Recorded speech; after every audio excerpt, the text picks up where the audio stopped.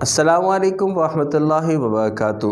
عزیز طلبہ، امید ہے کہ آپ لوگ بخیر و عافیت سے ہوں گے، اس وبا سے کما حقہ محفوظ ہوں گے۔ اللہ تعالیٰ آپ کو اور آپ کے اہل خانہ کو اس موجودہ آفت سے محفوظ رکھے اور اپنی عافیت نصیب فرمائے۔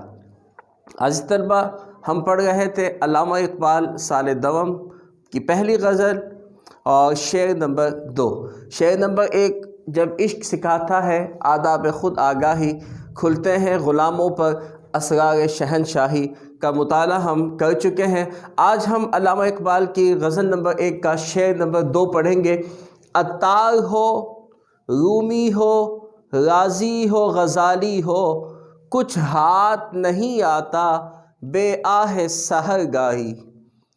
عطار، رومی، رازی، غزالی، یہ 4 علامہ اقبال نے تلمیحات استعمال کی ہیں۔ بے آہ، آہ کہتے ہیں رونے کو، فریاد کرنے کو۔ سحر گاہی یعنی کہ صبح کی آہ کے بغیر۔ عزیز طلبہ، علامہ اقبال نے اس شعر میں صنعت تلمیح کا استعمال کیا۔ آپ فرسٹ شعر میں پڑھ چکے ہیں۔ صنعت تلمیح عربی زبان کا لفظ ہے، لغوی معنی ہوتا ہے اشارہ کرنا۔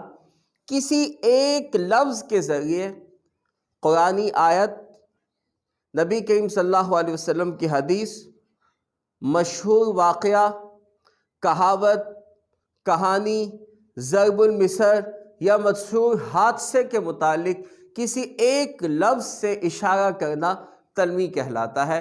جیسے ابن مریم، برادران یوسف، ٹھیک ہے، اور اسی طریقے سے آتش نمرود، ید بیضا، صبر ایوب، گریہ یعقوب، یہ تمام کے تمام تلمیحات ہیں ایک لفظ کے ذریعے مختلف بڑے مشہور واقعے کی طرف اشارہ کرنا۔ تو علامہ اقبال نے یہاں عطار، رومی، رازی اور غزالی 4 مشہور شخصیات کا ذکر کیا۔ ان میں سب سے پہلے عطار، آپ 1126 میں پیدا ہوئے، 1229 میں آپ کا انتقال ہوا۔ حضرت خواجہ فرید الدین عطار آپ کا مکمل نام ہے۔ فارسی کے مشہور شاعر تھے، نشا پور میں پیدا ہوئے۔ عطار نامہ، مثنوی، منطق الطیر آپ نے کتابیں لکھی۔ آپ کے متعلق مشہور ہے کہ آپ پہلے حکیم تھے، حکمت کیا کرتے تھے۔ لوگ آپ کے پاس آتے تھے، کچھ روحانی مسائل کا آپ سے ذکر کیا کرتے تھے۔ لوگوں کے مسائل سننے کے بعد آپ کے اندر ایک لو لگی، آپ کے اندر ایک چوٹ پڑی، اور آپ جو ہے صوفیہ اکرام کے دربار میں جا کر روحانی علوم کے حصول کا سلسلہ جو شروع کیا۔ وہی روحانی علوم کے تلاش میں، روحانی علوم کے حصول کے سلسلہ چلتا چلتا اس نے ایک دن ان کو ایک صوفی ولی اللہ بنا دیا، جس نے تاریخ میں خواجہ فرید الدین عطار کے نام سے انہیں مشہور کیا۔ دوسرا رومی، مولانا جلال الدین رومی، ٹھیک ہے، شاہ شمس تبریز کے آپ مرید ہیں۔ بلخ میں پیدا ہوئے، قونیہ میں آپ کی وفات ہوئی۔ فارسی کے مشہور شاعر ہیں۔ آپ 1207 میں پیدا ہوئے اور 1273 کو آپ کا انتقال ہوا۔ علامہ اقبال مولانا روم کو اپنا پیر و مرشد مانتے ہیں۔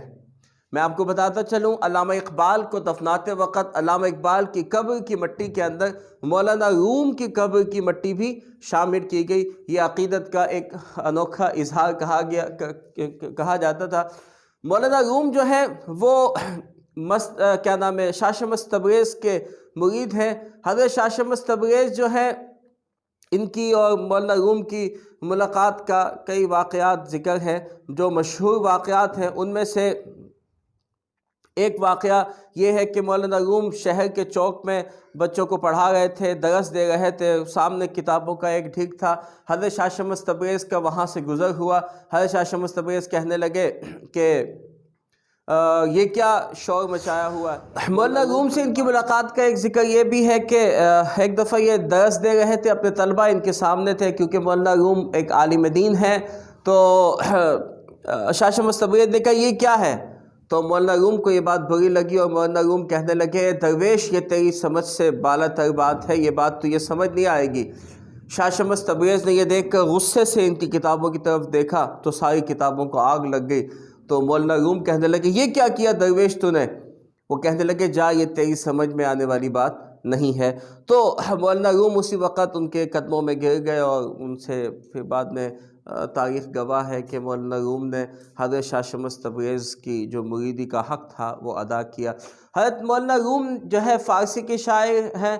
مثنوی مانوی ان کی مشہور ترین کتاب ہے جسے فارسی کا قرآن بھی کہا جاتا ہے. ٹھیک ہے، فارسی کا قرآن بھی کہا جاتا ہے کہ مولانا روم نے مثنوی میں جو علوم و عرفان کا ذکر کیا ہے ایسا ذکر کسی اور کتاب میں ملتا ہی نہیں ہے.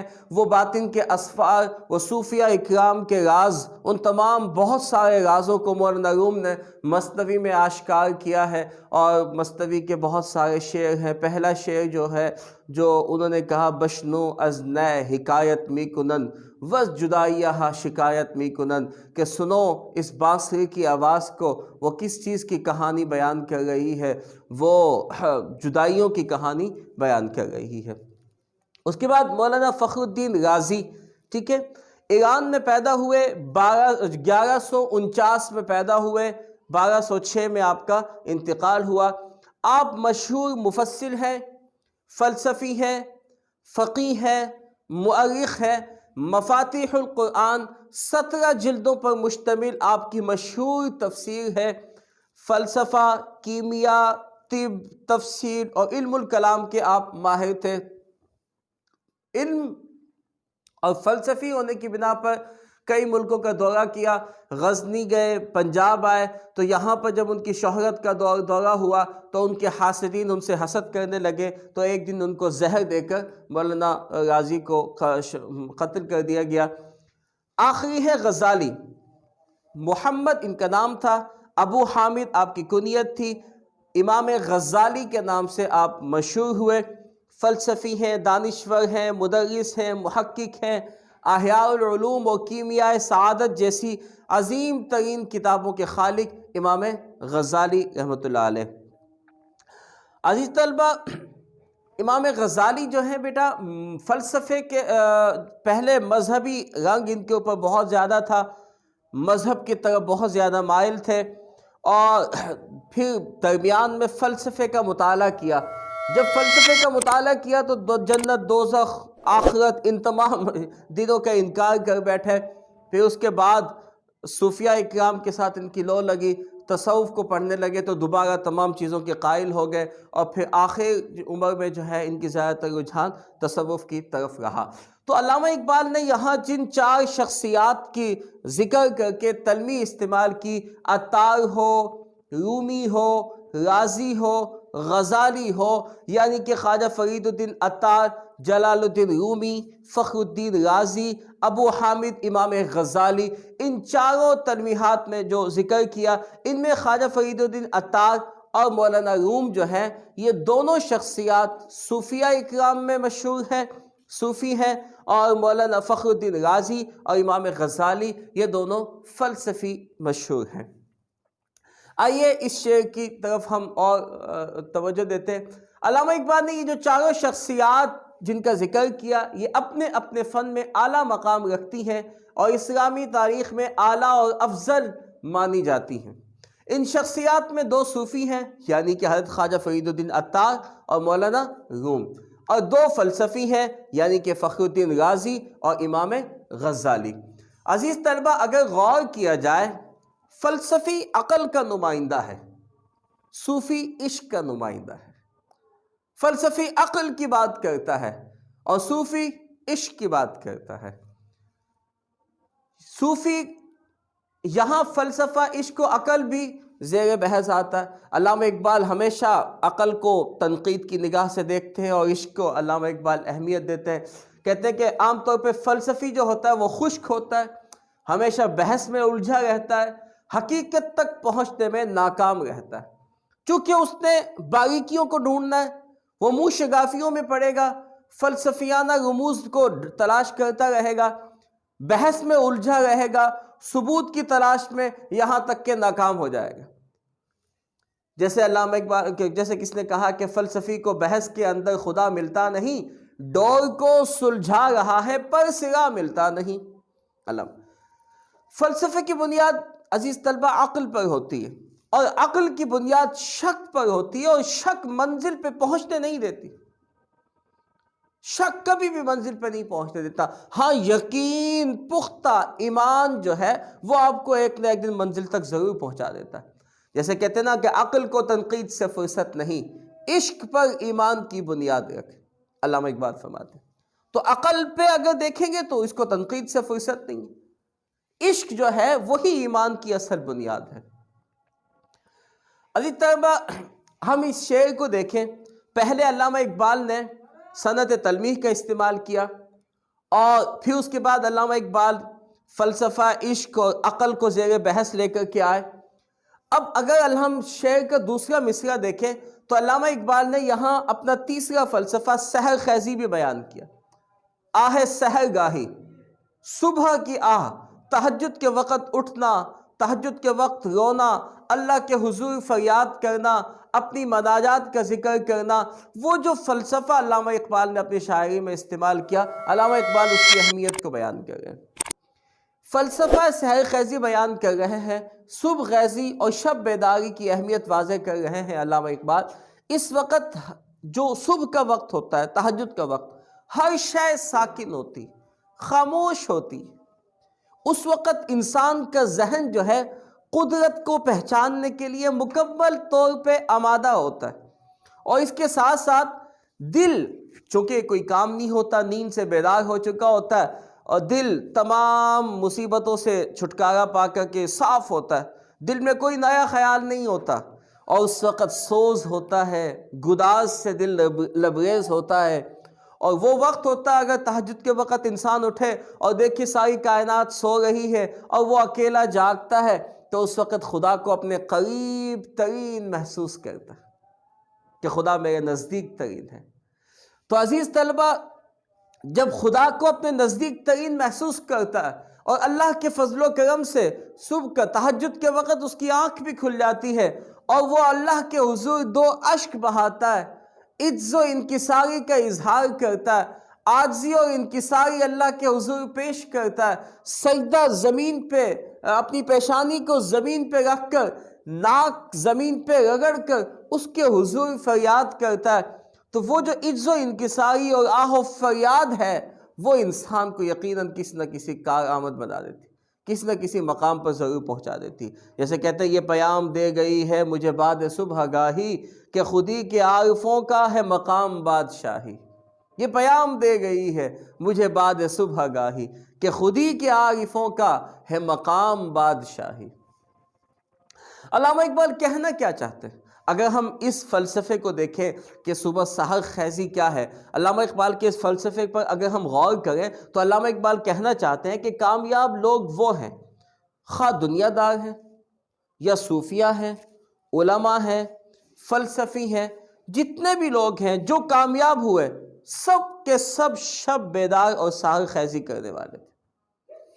اور عزیز طلبہ یہاں پر ایک بات میں قرآن کریم کی ایک آیت سے حوالہ دیتا چلو، اللہ تعالیٰ فرماتے ہیں کہ جنت کی خوشخبری ہے ان لوگوں کے لیے جن کے پہلو رات کو بستر سے الگ رہتے ہیں، وہی لوگ کامیاب ہیں۔ اور ویسے بھی اگر ہم غور کریں، جو لوگ بڑے کامیاب ہوتے ہیں، جن لوگوں نے بڑے مقام پر پہنچنا ہوتا ہے، اگر بزنس مین کو دیکھیں، وہ راتوں کو اٹھ کر پیکنگ کرے گا اپنے سامان کے حساب کتاب راتوں کو اٹھ کر وقت سے پہلے تیار کر کے دکان پہ پہنچائے گا نا۔ فیکٹری والے کو دیکھیں تو وہ فیکٹری کے اندر راتوں کو بھی اس کی مشینیں چل رہی ہوتی ہیں، دن میں بھی مشینیں چل رہی ہوتی ہیں، رات دن کام ہوتا ہے تو وہ ایک دن ترقی کر جاتا ہے۔ کسان کو دیکھا جائے تو وہ دن میں بھی فصلوں کا چکر کاٹتا ہے، رات میں بھی پانی لگانے کے لیے جاتا ہے، اس کی یہ محنت رنگ لاتی ہے، ایک نہ ایک دن وہ کامیاب ہو جاتا ہے۔ تو گویا ہر شخص، ہر انسان جو راتوں کو جاگتا ہے وہ کامیاب ضرور ہوتا ہے۔ کامیابی کے لیے شرط یہ ہے کہ راتوں کو اٹھنا۔ اگر ہم طلبہ کو دیکھیں تو راتوں کو اٹھ کر جو طالب علم پڑھتا ہے اور اللہ سے دعائیں کرتا ہے، وہ ایک نہ ایک دن بڑا مقام لیتا ہے، بورڈ میں نمبر اس کے اچھے آتے ہیں، اچھی پوزیشن بن جاتی ہے اس کی۔ سائنسدانوں کو دیکھیں تو رات دن وہ سائنسدان جناب والا محنت کر رہے ہیں، ریسرچ کر رہے ہیں، ایک کے بعد ایک چیز کو دیکھ رہے ہیں، پھر ایک نہ ایک دن وہ کامیاب ہو جاتے ہیں۔ جتنی ایجادات ہم دیکھتے ہیں ان میں صرف دن کی محنت نہیں ہے، رات کی محنت بھی موجود ہے۔ دن رات لگ کر جو محنت کرتا ہے وہی کامیاب ہوتا ہے۔ تو علامہ اقبال یہاں شرط بیان کر رہے ہیں، یہ جو عطار ہیں، یہ جو رومی ہے، یہ جو غازی ہیں، یہ غزالی بن گئے، جو کچھ بھی بن گئے، ان کے اندر سب سے اہم ترین جو چیز تھی وہ سحر خیزی تھی۔ وہ راتوں کو اٹھتے تھے، صبح تہجد کے وقت اٹھ کر کے روتے تھے، اللہ سے مانگتے تھے، محنت کیا کرتے تھے، وہی لوگ کامیاب ہوتے۔ اگر ان کے اندر یہ صفات نہ پائی جاتی، ہماری طرح سو رہے ہوتے تو دنیا میں بے نام مر جاتے۔ اگر آپ لوگوں کو کامیابی چاہیے، چاہے دین کے لحاظ سے کامیابی چاہیے یا دنیا کے لحاظ سے چاہیے، آخرت کے لیے چاہیے یا اللہ کی محبت کے لیے چاہیے، دنیا کے حصول کے لیے چاہیے یا عزت کے حصول کے لیے چاہیے، کسی بھی چیز کے لیے چاہیے تو رات کی نیند ضرور قربان کرنی پڑے گی۔ تو علامہ اقبال نے یہاں پر میں نے قرآن پاک کی جو آیت بتائی کہ کامیابی ہے ان لوگوں کے لیے، جنت کی خوشخبری ہے ان لوگوں کے لیے جن کے پہلو رات کو بسترے سے الگ رہتے۔ جو راتوں کو بسترے سے الگ رہتے وہی کامیاب ہوں۔ اب آگے دیکھیے، فلسفی رات کو کتابیں کھنگالتا ہے، موجد رات کو ایجادات کی کھوج لگاتا ہے، عابد رات کو عبادات کرتا ہے، اور چور بھی چوری کرنے کے لیے رات کو نکلتا ہے۔ پلاننگ کر کے رات کو نکلے گا تو تبھی تو کامیاب ہوگا۔ گویا ہر کامیاب شخص کے پیچھے رات، دن کے ساتھ ساتھ رات کی محنت کا بھی عمل دخل موجود ہے۔ اسی طرح جو صوفیاء اکرام ہیں، عاشقان خدا، ہم نے یہاں تک تو فلسفیوں کا ذکر پڑا، جو آگے جو پہلے عطار اور رومی صوفیاء اکرام ہیں ان کی تفصیل بھی اگر ہم دیکھیں تو علامہ اقبال کیا کہتے ہیں؟ صوفی جو ہیں وہ عاشقان خدا ہیں، راتوں کو عشق الہی میں روتے ہیں، گڑ گڑاتے ہیں، اللہ کے حضور آہ مناجات اور فریاد پیش کرتے ہیں۔ جو لوگ راتوں کو جاگتے ہیں پھر کیا ہوتا ہے کہ اللہ تعالیٰ کا عرفان ان کو نصیب ہونا شروع ہو جاتا ہے۔ اللہ کے لیے رو رو کر، جب اللہ کے لیے بہت زیادہ روتے ہیں، اللہ کے دیدار کی تمنا رکھتے ہیں، اللہ کی طرف ان کی لو لگی رہتی ہے، ہر وقت اللہ کا ذکر کرتے ہیں، پھر کیا ہوتا ہے؟ وہ سلوک کی منازلیں طے کرتے ہوئے پہلے فنا فی الذات ہوتے ہیں، فنا فی الشیخ ہوتے ہیں، فنا فی اللہ کی معراج حاصل کرتے ہیں۔ اللہ تعالیٰ، اور یہ وہ مقام ہے یقین جانیے کہ جہاں پر آ کر کے اللہ تعالیٰ بندہ اللہ کا دیدار کر لیتا ہے، بندہ اللہ کی ذات میں فنا ہو جاتا ہے، پھر اس کے بعد اس کے لیے اس سے بڑا علامہ اقبال یہ کہتے ہیں کہ عاشقان خدا کی فہرست میں پھر وہ اپنا نام شامل کرتے ہیں۔ گویا سحر خیزی ہی کامیابی کی کنجی ہے۔ یہ صرف فلسفہ نہیں ہے، علامہ اقبال سحر خیزی کا فلسفہ بیان کر رہے ہوں کہ بھئی صوفی رات کو جاگتا ہے، عاشق بھی رات کو جاگتا ہے، چور بھی رات کو جاگتا ہے، عالم بھی رات کو جاگتا ہے، فلسفی بھی رات کو جاگتا ہے، اور جناب والا سائنسدان بھی رات کو جاگتا ہے، طالب علم بھی رات کو جاگتا ہے، اور اسی طریقے سے بنیا بھی رات کو جاگتا ہے، کسان بھی رات کو جاگتا ہے، عابد بھی رات کو جاگتا ہے، زاہد بھی راتوں کو جاگتا ہے۔ یعنی کہ ہر کامیاب جس کو دیکھے، دنیا میں جتنے بھی نامی لوگ ہوئے، ان سب کو جب ہم دیکھتے ہیں تو ہمیں وہ راتوں کو جاگنے والے نظر آتے ہیں۔ علامہ اقبال اس سب کو صرف ایک فلسفے کے طور پہ بیان نہیں کر، علامہ اقبال خود اپنی کامیابی کے پیچھے سحر خیزی کو گردانتے کہ میری کامیابی کے پیچھے بھی یہ سحر خیزی ہی ہے۔ اب وہ سحر خیزی کیا ہے؟ خود علامہ اقبال بیان کرتے ہیں کہ یہ میرا تجربہ ہے۔ وہ خود فرماتے ہیں کہ قیام یورپ کے دوران سخت موسم کے باوجود میری سحر خیزی میں کوئی فرق نہ آیا۔ میں ہمیں جیسے کہتے ہیں زمستانی ہوا میں گرچہ تھی شمشیر کی تیزی، نہ چھوٹے مجھ سے لندن میں بھی آداب سحر خیزی۔ تو عزیز طلبہ یقین جانیے ہر کامیاب انسان کے پیچھے راتوں کی محنت ہوتی، جو راتوں کو جاگتے ہیں، اللہ سے گڑ گڑاتے ہیں، اللہ سے مانگتے ہیں، اللہ کے حضور فریاد کرتے ہیں اور اپنی محنت کو بڑھاتے ہیں۔ وہ کہتے ہیں نا دن دگنی رات چگنی، اس لیے تو کہتے ہیں دن میں جو کام کرو گے اس کی دگنی ترقی ہوگی، اگر رات کو بھی کام کرو گی تو 4 گنا ترقی ہوگی، 4 گنا مقام حاصل ہوگا۔ تو دن دگنی رات چگنی اس لیے کہا جاتا ہے کہ دن میں تو کام کرنا ہی ہے۔ وَجَعَلْنَا النَّهَارَ مَعَاشًا، دن معاش کے لیے بنایا۔ وَجَعَلْنَا اللَّيْلَ لِبَاسًا، رات تمہارے لیے ایک لباس بنائی۔ رات ہے کیا؟ حقیقتاً یہ ہے عاشقان الہی کے لیے اللہ کے عشق میں رونے کے لیے رات ہے، اور یہ رات ایک اضافی وقت ہے جو آپ اپنے کام کو دیں یا خدا کو دیں، اپنے علم کو دیں، اپنی محنت کو دیں، آپ کامیاب ضرور ہوں گے۔ تو عزیز طلبہ، اگر ہم علامہ اقبال کے اس شعر کی سارے فلسفوں کا نچوڑ نکالیں تو ہمیں دو باتیں یہاں نکلتی ہیں۔ پہلی بات کہ جس نے ترقی کرنی ہو اسے نیند قربان کرنا پڑتی ہے۔ جس نے بھی ترقی کرنی، چاہے دنیا میں ترقی کرنی یا آخرت میں ترقی کرنی، دینی معاملات میں ترقی کرنی ہے، دنیاوی معاملات میں ترقی کرنی، جنت چاہیے، دوزخ سے بچنا چاہتے ہیں، کسی بھی کام میں آپ کو نیند ضرور قربان کرنا پڑے گی۔ اگر نیند قربان نہ کی تو کامیابی نہیں ہے، نیند قربان کرنا شرط ہے۔ دوسری بات، علامہ اقبال نے جس کا تکمیل خودی کے لیے ہم نے جس کا فلسفہ پہلے شعر میں تفصیل سے پڑھا تھا، اگر آپ لوگوں کو یاد نہیں تو پہلے شعر کی تشریح آپ سنیے، اس کی ویڈیو ہم ایک ہفتہ پہلے غالباً اپلوڈ کر چکے ہیں۔ اب انشاءاللہ روزانہ کا ایک شعر آپ کو ضرور مل جایا کرے گا۔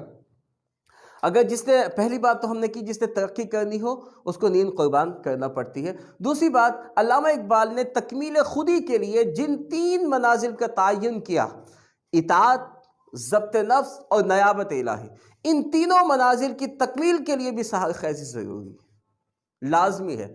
کامل اطاعت، جب انسان کامل اطاعت کرتا ہے اور اپنے نفس پہ کنٹرول کر لیتا ہے، گناہوں سے اپنے آپ کو بچا لیتا ہے، ضبط نفس اس کے قابو میں آ جاتا ہے، ایسی صورت میں عزیز طلبہ انسان کو وہ مقام حاصل ہو جاتا ہے، ضبط نفس پر، اپنے نفس پہ کنٹرول کرنے پر وہ مقام حاصل ہو جاتا ہے جہاں تقدیر ابن آدم کی تابع ہو جاتی ہے۔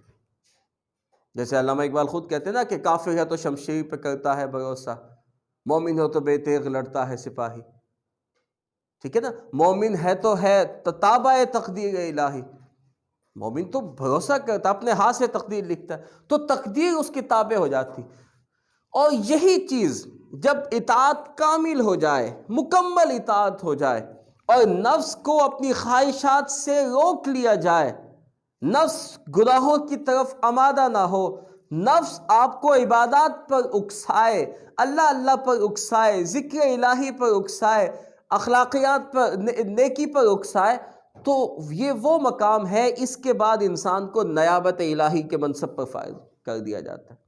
اگر انسان اپنے نفس پہ کنٹرول کرے اور اللہ اور اس کے رسول کی کامل ترین اطاعت کرے، اور یہ کامل ترین اطاعت عزیز طلبہ عشق کے بغیر ممکن نہیں ہے۔ عشق ہوگا تو یہ اطاعت کامل ہوگی، کیونکہ یہ عشق ہی تو ہے۔ شدید سردی کے اندر آپ عشاء کی نماز پڑھنے کے لیے باہر جاتے ہیں، یہ عشق ہی تو ہے۔ شدید برف باری میں آپ صبح کے وقت اٹھتے ہیں، یہ عشق ہی تو ہے۔ جب ساری دنیا سو رہی ہے اس کو اپنی نیند پوری کرنی ہے، آپ سجدہ ریز ہیں، آپ آنسو بہا رہے ہیں، یہ عشق ہی اطاعت کی طرف راغب کرتا ہے، عشق ہی آپ کو نفس پہ کنٹرول کرنے کا درس دیتا ہے، اور جب آپ یہ کام کر لیتے ہیں آپ نیابت الہی کے منصب پر فائز ہو جاتے ہیں۔ پھر علامہ اقبال خود کہتے ہیں، خودی کو کر بلند اتنا کہ ہر تقدیر سے پہلے خدا بندے سے خود پوچھے بتا تیری رضا کیا ہے۔